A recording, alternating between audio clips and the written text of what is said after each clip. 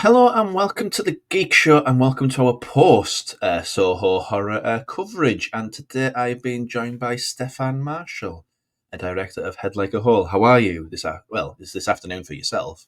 Yes, it Um, is. It's 1:01 p.m. currently. I'm doing quite well. I'd like to thank you for having me on. I oh, appreciate it's quite a pleasure. I mean, I saw the name on the run sheet, and you see so many movies with so many names, and you think, when something has that name that pops off the page, you think, it. I have to get in and chat with those people. Yeah, the name gave me a lot of anxiety because obviously song titles typically aren't protected. Yeah. Uh, Head so like a hole, so like 9 Inch Nails in case people aren't y- given notes. Yeah. yeah, exactly. So I did a title report before, which is basically consulting an entertainment lawyer to run a report Hmm. on your name to see whether or not it would be flagged. Just because the more specific the song title, the more likely you are to traipse into like legal territory. I And because imagine. head like a hole is like such a specific thing, I was like, I don't want there to be issues down the road because we're having our festival run now, and that's how you kind of like build awareness. And to have to change your name after that is like pretty devastating. Oh yeah, I imagine. Yeah, so love the name. It's been okay so far. We haven't run into legal issues. Well, I think. I mean, it's Trent Reznor. I think he's okay with stuff like that. He's not one of them more Yeah, yeah. difficult superstar musicians. So there's a lot to unpack with Head Like a Hole.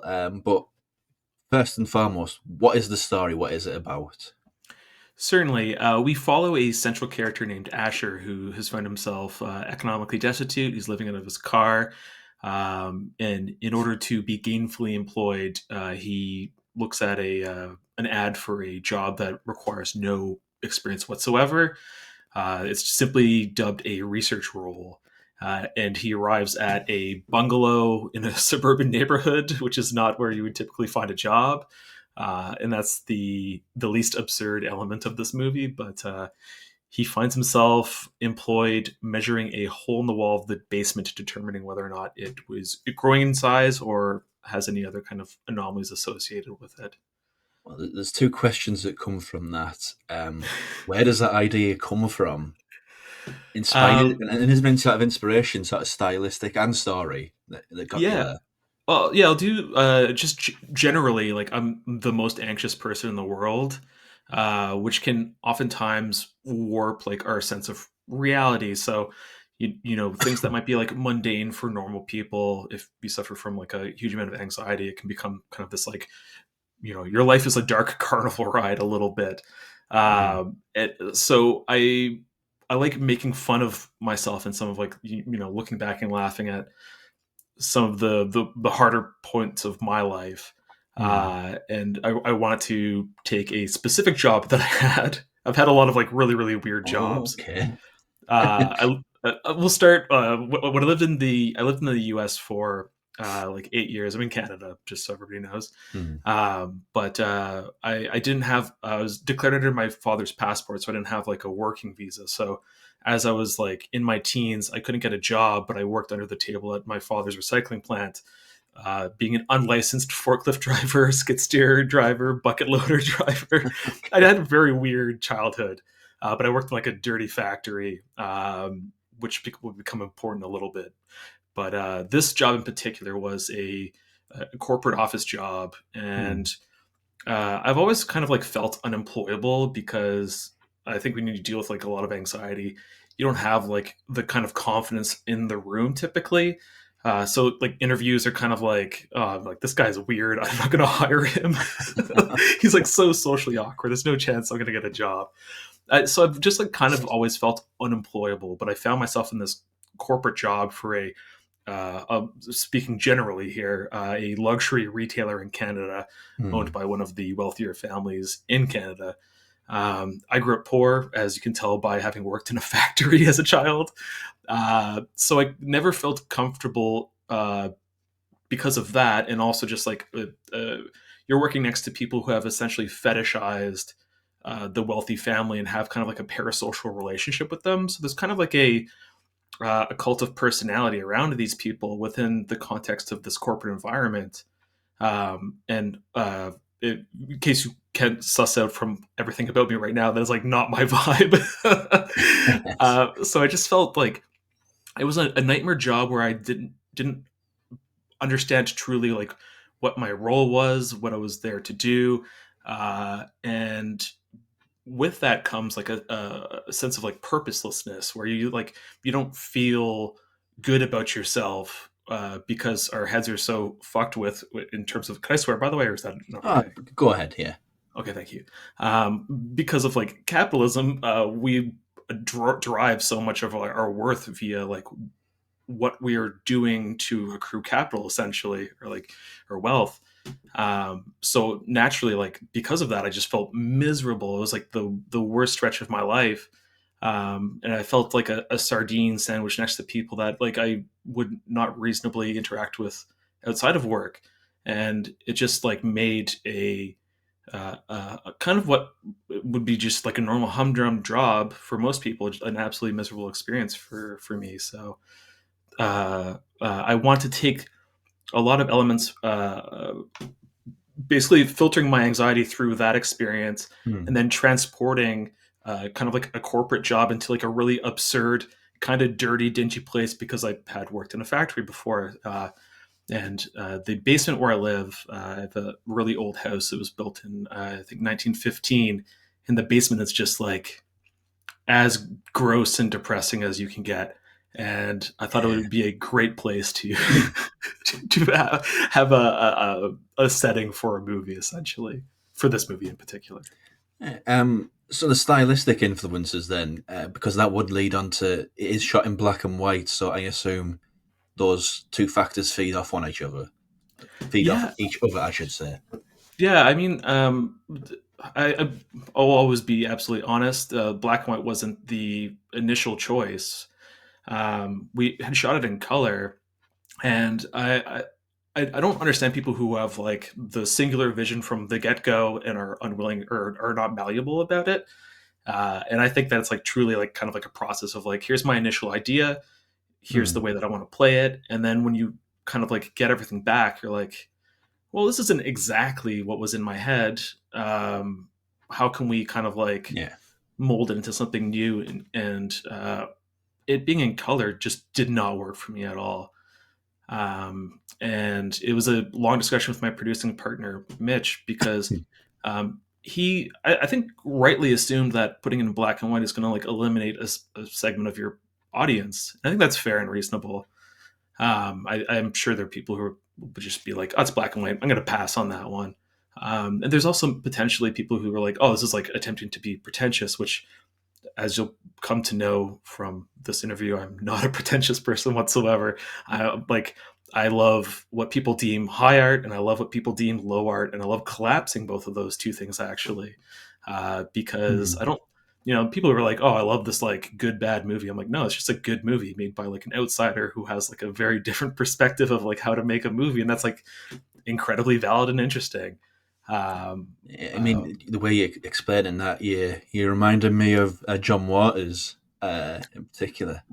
Yeah, I'm a big John Waters fan. I saw him introduce when I moved to Toronto. The first event that I went to that was film related was John Waters introducing Sallow as part of TIFF's. Oh wow! Yeah, it was a wonderful experience. Yeah, being near in proximity to Toronto. I live in Hamilton now, but I can still like go to like film events, and there's Hmm. you can always like count on somebody introducing a movie that is like so cool. Because I'm just like a big film fan in general. But Oh yeah, yeah, I mean the festival's up there. I imagine it's great for that sort of thing. oh Uh, yeah, totally. Yeah, great communities here. the casting I have to come on. In particular, you have two pivotal characters. You have Asher and you have his boss. Um, how was the process of finding those two? I imagine for his boss would be quite an experience because he's eccentric character. I think would be the It's an easiest way to eccentric explain person. him. Yeah. He- Hopefully, he wouldn't. Jeff McDonald plays Emerson, who is the boss character, the employer. Or he's presented as like middle management within the context of the movie, but because you Hmm. don't get a greater concept of like the organization at large, for all intents and purposes, he's like the boss. Um, Finding him was an experience. Steve Yeah. Kassan, who plays Asher, is like my friend. Like he's been in pretty much everything I've done. We shot another movie. He's in that as well as the main character. He's just an incredibly supportive person. When you make a movie with like no budget, and like I made this movie by myself, there was no crew. Like I Oh had to wow. light everything. All the production design is mine.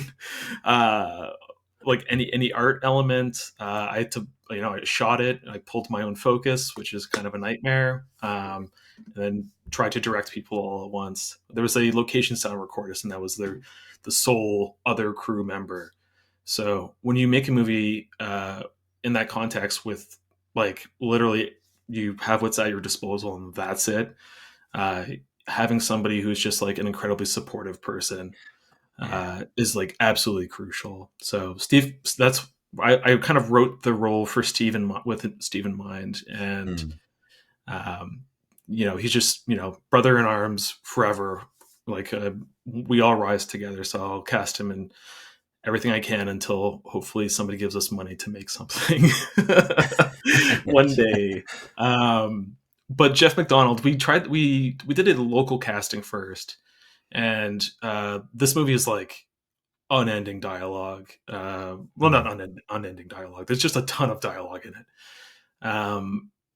and a lot of it is the character Emerson, and we got some I would qualify as rough self tapes delivered to us as potential casting options, uh, like literally cut together because they couldn't get the lines Yeah. down, and it just wasn't working for us.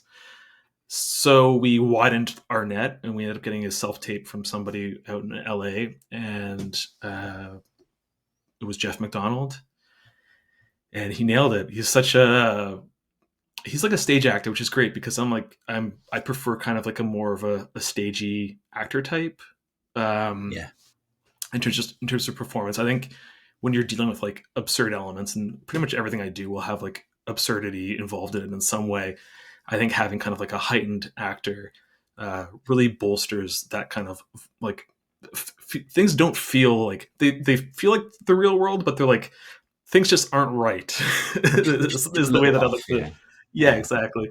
So I think having an actor like that really helps. So he agreed. We flew him out because we made this movie with no money. It was like our major expense. It definitely grayed my hair. I've shaved my head because it's thinning to an extent that it's like it's untenable. I've come to the conclusion that it's probably a shaved head for the rest of my years. But Hmm. yeah, I mean, I don't know how to describe that character. I don't know whether this was the intent, but just the way he delivers the dialogue, it gives him this sort of I hate using the word Lynchian because it's become so shorthand and so lazy from so many critics. But with that yeah, character, it's definitely there. I'm not mistaken in thinking that. yeah. I think that's fair. It's funny because like what I've been asked like, oh, what are your like inspirations for this movie? I didn't really like I just made like an incredibly. It's odd to say a personal movie, but it is like Mm. incredibly personal, and so I didn't have like other directors or movies in mind. I'm a big fan of like Quentin Dupieux stuff, so there's a bit of I was like, oh, Yeah. here's a reference for like the kind of like in the ballpark absurdity of like what I want to do. But like largely there wasn't like any kind of like here's the flag of like Cronenberg or Lynch or like the tentpole directors, not tentpole, but you know what I mean, like the Yeah. Yeah. the big names. Um, but it is kind of like it's kind of in his ballpark, I suppose. I'm a big Lynch fan, and I'm not oblivious to the fact that we subconsciously like incorporate things that we like and enjoy. Oh, of course. Yeah. Yeah, so I think it's fair. I agree. Lynching is like kind of a I don't know. It's become like a bad word a bit. It's It's so lazy. Yeah. yeah, it is very lazy. But with him, it's definitely there. I think whether it was conscious or not, it's just his delivery of the lines. It has that sort of there's just something a little bit wrong, and you can never quite put your finger on what it is. it's kind of how I wanted most characters to appear a little bit. You never are entirely sure. Um, a lot of like actors are like, well, like what's my the backstory of my character, and it's oftentimes like, oh, your character had a rough go of it, and you've been Mm. roped into the situation, and they've become comfortable, and like that's generally the jump. In my mind, all the characters in this are have found themselves in dire straits and have like latched onto this as like their lifeline to, uh, you know, I guess corporate existence, or just like being gainfully employed and having a roof over your head, kind of. Mm. Yeah. Yeah. I want to double back on the micro budget thing because you alluded to the being effectively a two-man crew, three if you include the practical stuff Yes. in the third act. Just talk me through that a little bit because that's bewildering. You see these movies with credits that go on for days, and then at the other end of the spectrum is just yourself making this feature-length film. That's an incredible achievement. Just, Thank just you. talk me through that a little bit because I think it's one thing to say it and another thing to sort of explain it. I think. Yeah, for sure. I mean, so a lot of people don't like to talk about, especially when they make something for like no money, how much it costed, because the fear is that somebody will come to you and say, "Oh, here's the same amount, go make a movie." Yeah, Um, yeah, of I think course. that's kind of I disagree with that actually. Like, we made this movie for $13,000 Canadian, so and the majority of that was our post audio costs because that was the only point at which another party came in and like did work on the movie essentially because I'm not an audio person. Mm, Um, so we had Brad Tigwell, who was our re-recording mixer, who's a wonderful person and was just, did wonderful work. And then Deanna Morano was our sound designer, and she's great as well. So that was our major cost. The other one was prosthetics. We had a day with a prosthetics team. A lot of the other kind of goopy stuff is just me with pumpkin innards. Um, oh wow, it's, really? it's literally what it is. Amazing. Yeah. Put some black and white on it, and it looks horrifying. Yeah. I mean, in color, I did. Its contrast is like it is like a bunch of blood and pumpkin guts, so it does look red if it were Mm, colored. But yeah, you can't tell. There's like you can see like one errant seed that I forgot in a frame, kind of out of focus, if you look for it. But yeah, that's um, I guess to back up. I've like worked in a lot of different. I left my corporate environment and I kind of went into film. mm, The one positive thing about working in that office was I was sat next to a wonderful woman named Lisa Choi, and her husband, Dwayne Crichton, is a commercial director who started to do some narrative stuff here in Canada. And he was working on a commercial, and she's like, "You're a big film guy. Why don't you just like try this out and see if it's a better path?" And it was a great experience, and I loved it. And that allowed me to kind of like transition out of there into film. So I've been a location PA. I've done location management. I've been a camera operator, an assistant camera. I've done so much. I'm an editor now. I do offline editing. Um, but I've accumulated a lot of hats, and yes. I can wear I can wear many hats if I have to. So it allowed me to essentially this was like kind of, I hate to say, like a little bit of like a conservative, can we make a movie? Our next movie is like me swinging making a movie by myself. Oh It wow. was Okay. it yeah the next the next movie is like almost all exterior. It was miserable to shoot. I've had ticks, mosquitoes, huffing in wildfire smoke because we've had a lot of wildfires here in Canada.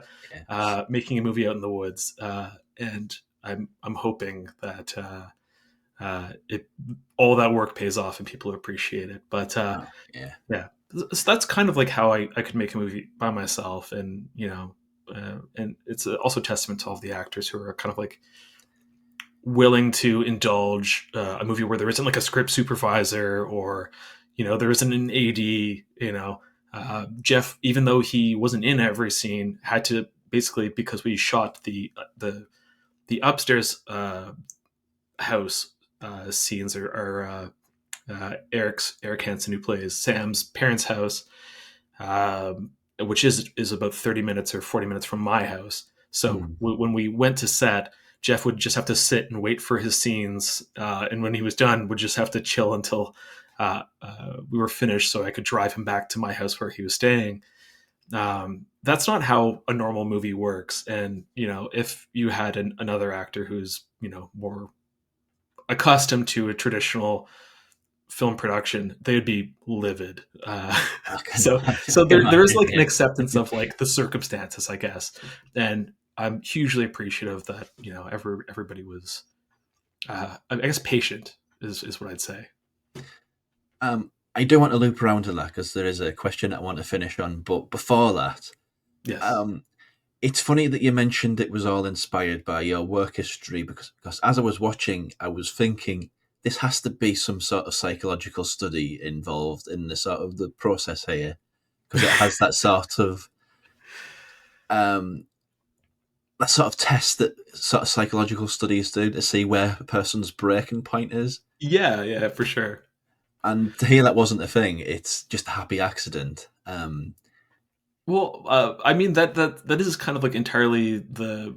Uh, I basically wanted to explore, I guess, like kind of like a possible future if I never left that job or kind of like gravitated to Hmm, another similar job. Like, what would the logical end of that be?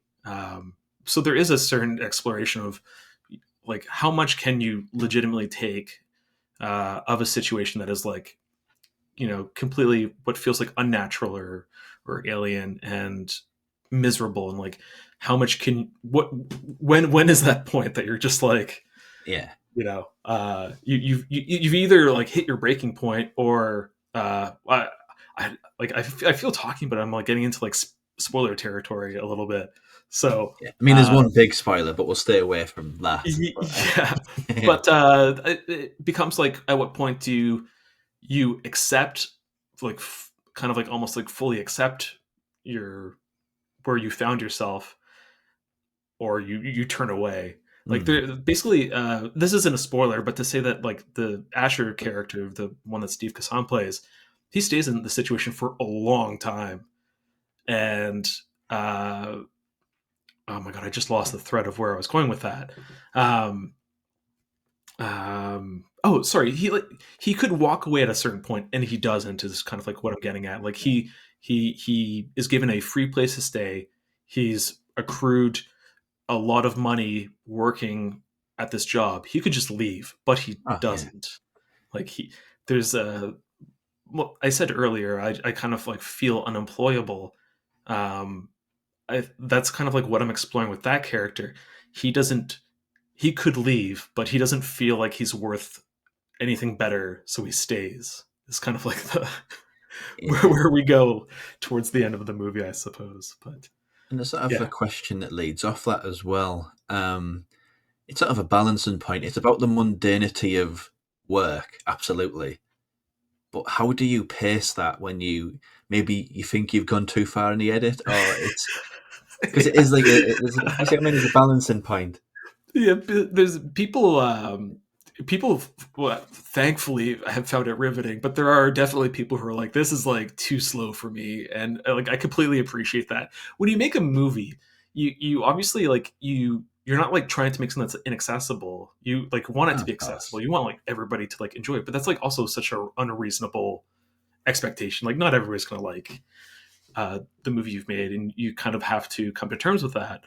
um I Because so much of this is about the forfeiture of time, I suppose. You need to feel like this is Oh, yeah. Steve's character's experience. So there has to be a certain level of you know uh discomfort, I guess, is what I'd say, maybe. Yeah. It is a balancing act, because you don't want people to just like, oh my god, I can't take this anymore. It's like the paint drying. 10 hours long, I think that one. Yeah, Well, exactly. Yeah, like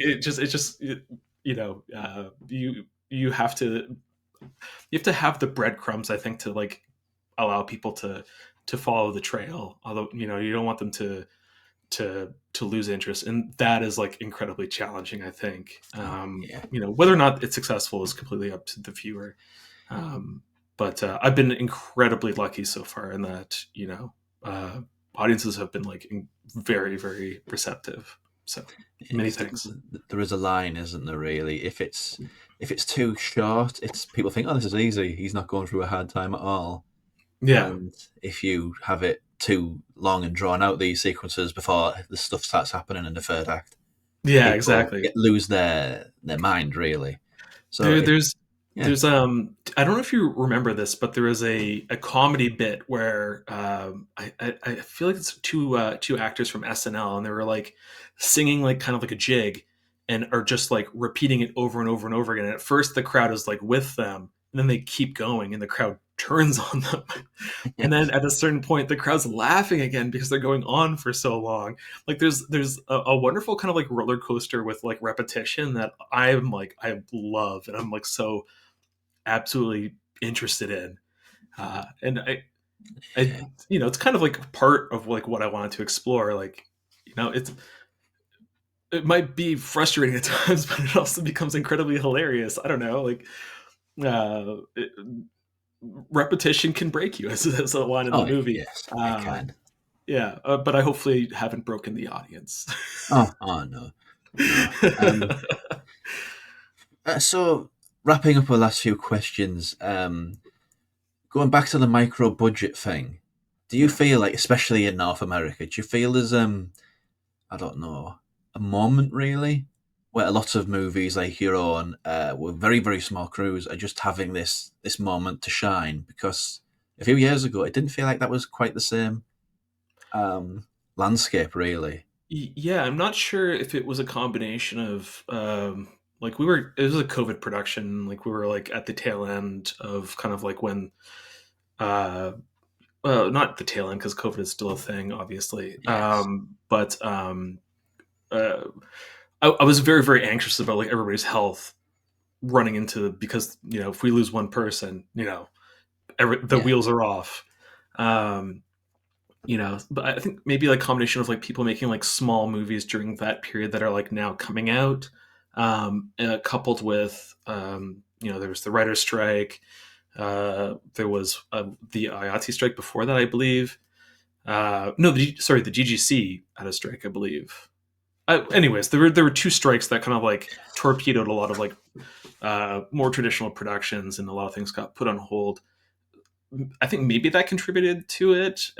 Obviously, everybody's kind of like looking or exploring like how to like make stuff in a landscape that's becoming increasingly inhospitable as well. It's like very very hard to get funding for stuff, Mm. um, and like maybe people have kind of like reached the logical end like I did, where I'm just like I'm gonna have to make it myself, and that's the reality that I'm gonna live in. There's Yeah. It that. is. I think it's really inspirational as well. Because especially in the UK, I don't know if it's the same in Canada, but a lot of the arts are made up with people with a lot of money, a lot of Mhm. connections, like very rich families, and to see all these movies coming about where you can just pick up a camera, a few of your friends, and just do stuff. I think it's really inspirational. I am a huge fan of like no budget filmmaking or incredibly low budget filmmaking. Like there's Perry Blackshear who did They Look Like People. Oh yeah, I More remember that. more recently, he did oh my god, I think it's When I Consume You.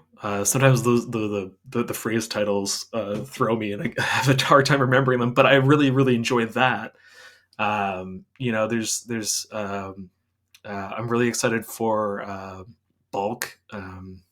Yes, Oh my god, Ben Wheatley. Yeah, Ben Wheatley, thank you. Yeah, I was a huge fan of. Obviously, like Kill List is feels like a very like aggressive DIY. It doesn't. It's not as DIY. I assume. Like I'm sure there's like funding behind it, but like In the Earth, like his COVID movie, I really enjoyed as well.